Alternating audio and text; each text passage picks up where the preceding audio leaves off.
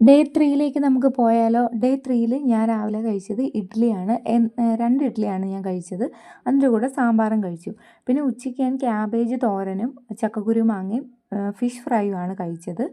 ഒരു 4 മണി ആയപ്പോഴത്തേനും കുറച്ച് പിസ്താച്ചിയോ എടുത്ത് ഞാൻ കഴിച്ചു, നമ്മുടെ ഡ്രൈ ഫ്രൂട്ട്സ്. അതിനുശേഷം ഞാൻ നടക്കുകയാണ്. ഞാൻ 1.5 മണിക്കൂറാണ് നടക്കുന്നത്, 10,000 സ്റ്റെപ്സ്. പിന്നെ ചോറ് കഴിക്കേണ്ടവർക്ക് ചോറ് കഴിക്കാം കേട്ടോ. ഞാൻ ഒരിക്കലും ചോറ് കഴിക്കരുതെന്ന് പറയുന്നില്ല, ചോറ് കഴിക്കുന്നത് ചീത്തയാണെന്ന് ഞാൻ പറയുന്നില്ല.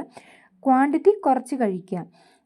എനിക്ക് ചോറ് ഇഷ്ടമില്ല, അതുകൊണ്ടാണ് ഞാൻ ചോറ് കഴിക്കാത്തത്. പിന്നെ അതിൻ്റെ കൂടുതൽ ചപ്പാത്തിയോ അങ്ങനെ എന്തെങ്കിലും കഴിച്ചുകൂടെ എന്ന് ചോദിക്കുന്നവർക്ക് വേണ്ടി, എനിക്ക് ഇത്രയും കഴിക്കുമ്പോൾ തന്നെ വയറ് നിറയാറുണ്ട്. ഞാൻ എൻ്റെ വയറ് നിറയുന്നതിനനുസരിച്ചാണ് ഫുഡ് കഴിപ്പ് നിർത്തുന്നത്.